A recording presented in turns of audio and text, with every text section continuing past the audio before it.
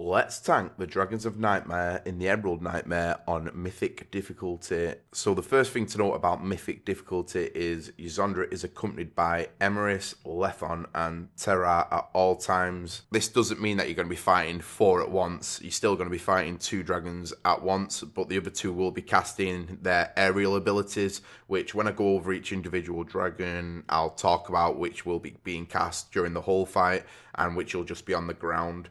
So there's going to be combos during the fight. So the first set of dragons you're going to be fight is Ysondra and Emeris. The second one is going to be Ysondra and Terra. And the third is going to be Ysondra and Lethon. The first dragon swap will happen at 70% health remaining, and upon reaching 40% health, the last swap will happen. Now, the 40% health swap is pretty much where we started considering to use the Bloodlust in the fight. This is because of the other mythic mechanic, which is basically an ad is going to spawn within the portals that are around the room, and you're going to want to send a group of 4 to 5 players, 1 healer, 4 or 3 DPS, depending how good the DPS you send are, to go into this portal and kill the ad that is in there. This happens at 90% health, 60% and 30% health remaining on the boss. So all this group's going to do is go into the portal and fight an ad while they're down there. Obviously as tanks, we don't really have to worry about this. All you need to know is if they don't kill the ad in the time limit, it's a raid wipe. So make sure your DPS have got the DPS to actually kill the ad in there. But this goes on to why we use the Bloodlust for our group. At the 30% mark, you're going to be losing 3 DPS and a healer. And at the same time, one of the dragons, Lethon, is going to use an ability that basically a load of ads spawn and they need killing down. So we use Bloodlust just to make up for the DPS that we have actually lost at that point, just to make sure they all get down in a manageable time. So now let's have a look at the shared abilities that each dragon is going to be doing while they're down on the ground to you as a tank. Now, the first of these abilities is the marks that each dragon has. Now, the marks are called Mark of Ysondra, Mark of Emeris, Mark of Lethron, or Mark of Terra. Now, each one does the exact same thing, they just name different for each dragon. So if you're basically within 60 yards of either dragon, you're going to get a dot. Now, this dot is going to stack up to 10 times, and upon reaching 10 stacks, you're going to be put to sleep for 30 seconds. So the goal here is to split your raid into 2 evenly matched groups and keep the dragons like 60, 70 yards apart. Make sure you're only getting one of these stacks. Now, as a tank, you're going to be wanting to swap between the 6 and 7 mark range, depending on how quick you can move the dragons to be able to swap. You want to range taunt them and then pull the opposite dragon to the other side. So the dots roughly take, I believe, about 7 seconds for each dot to keep stacking. So you always just want to be keeping an eye on how many stacks you currently have, and then look at the timers of the boss's abilities and see if you want to swap a bit earlier or a bit later, depending on what's coming next. You don't really want abilities to be going out during the swap because like you'll get flowers in the middle of the room and stuff like that. So just make sure no abilities are actually happening, no breaths are coming, and during the swap just watch out for the tail lash ability that your dragon does. It's a real pain in the ass. If you get hit, it's going to knock you flying across the room. So the other ability that all the dragons share is Corrupted Breath. And all the dragons do is a big frontal dragon breath ability like most dragons do in World of Warcraft. So this dragon breath does roughly 1.6 million plague damage to all players within 45 yards. So there's a few things to note. When you're moving the dragons for the taunt swaps, you got to make sure you don't overlap and get hit by both breaths at the same time, because this is going to do over 3 million damage and probably kill you, especially if you ain't got any damage reduction abilities up. And another thing is, when you're pulling the dragon back in, if you need to like rotate the dragon for any reason, you never want to rotate the tail towards the raid due to the tail swipe. So you want to rotate it so the head's face at the raid. So you want to do this when like before or after the breath. If you're doing it before, you need to watch the timer and make sure the breath's not going to come while you're turning the head at the raid, or people are going to start dying. So now let's look at Ysondra. Ysandra's going to be there for the whole fight. She shares a health pool with Emeris, Lethon and Terra. She's got a few abilities that you need to be wary of. So she's still going to be doing her frontal cone, and she still has her tail lash ability like all the rest of the dragons. On top of this, she has an ability called Nightmare Blast. What this ability does, it's going to launch a ball of nightmare essence inflicting 900k shadow damage to players struck and knocking them back. This creates a nightmare bloom for 1 minute. Nightmare Bloom is every 3 seconds it's going to inflict 350k shadow damage to players standing within the Nightmare Bloom. The animation for this, it's like a red circle on the ground. It's really easy to spot, and you just need someone to stand in it and soak it. If they're not, little Dread Horrors are going to spawn. Now, Dread Horrors are important to us as tanks because of their ability wasting Dread, and what this does is players within 5 yards of the Dread Horror have their damage done reduced by 50%. And they also have Unrelenting, which periodically increases movement speed by 20% and damage done by 10%. So you need to have a Hunter MD in these to you constantly, just so that you're taking the damage reduction instead of DPS, because if the DPS have it, they can't actually kill the Dread Horrors. And if you've got a taunt spare and you're not going to be taunting the big dragons anytime soon, it's a good idea just to taunt and maybe a heroic throw ranged abilities at them, just to get aggro on them, just in case the MD doesn't go as planned. The other ability that Ysandra is going to be doing is call Defiled Spirit. So what she's going to do is call a Druid Spirit from the Nightmare, which roots players and then detonates. So Defiled Vines is going to root players within 10 yards of called Defiled Spirit. So you want to have all your players on this side spread 10 yards. And then once it goes out, hopefully only one person gets hit by it. They're going to get dispelled and move away from it. If not, they get hit for 2.5 million shadow damage, which is probably going to kill them, considering they're going to have a mark dot still ticking on them, as well as this damage, as well as all other kinds of things happening in the fight. So just make sure your raid's got a nice 10-yard spread around them.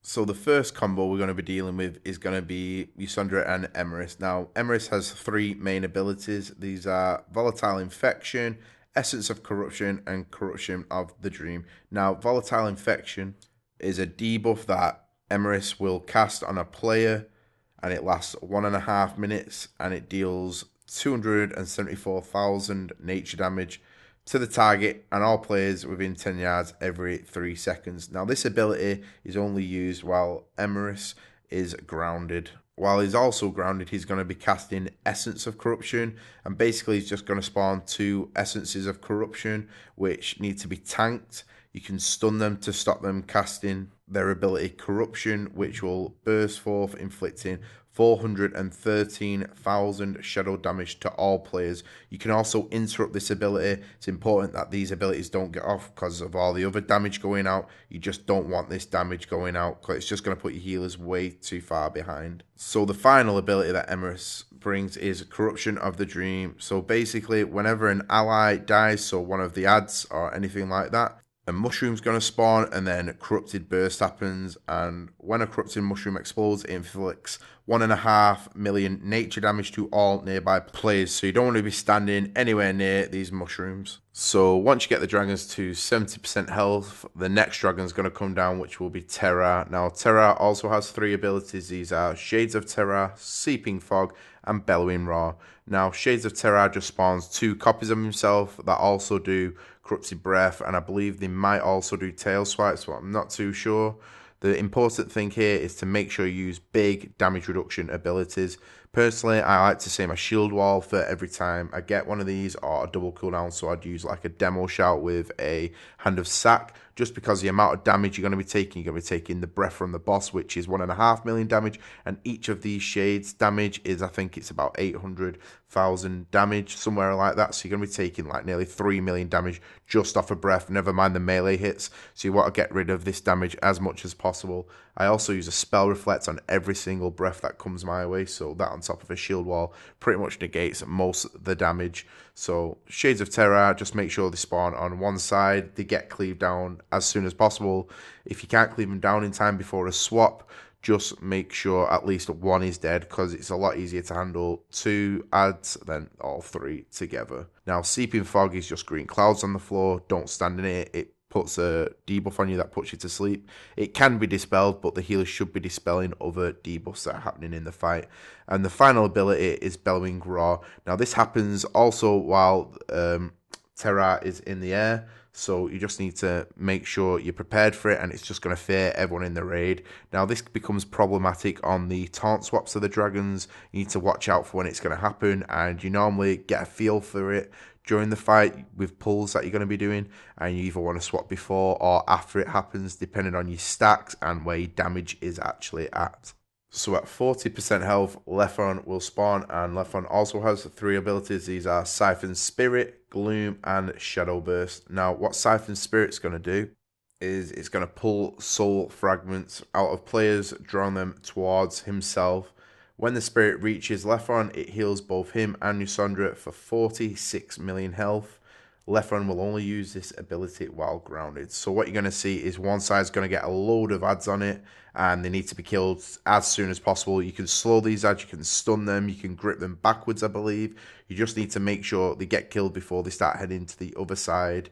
Now, there's going to be taunt swaps happening at this time, so when that does happen, and it will happen, you need to make sure you pull the dragon away from these spirits. You have to kite it, like pull the dragon in weird directions. Just keep it away from the spirits. Don't let any of these hit, because each one will heal for 46 million health on both of the bosses. And this just puts a real strain on your healers, because the longer the fight goes, the more strain there is on the healers. The next ability is going to be Gloom, and these are just like purple circles on the ground. You just need to stay out of them. They're going to cause 550k shadow damage to all players within 10 yards of the impact site. So just stay away from them, stay out of them, dodge them the best you can.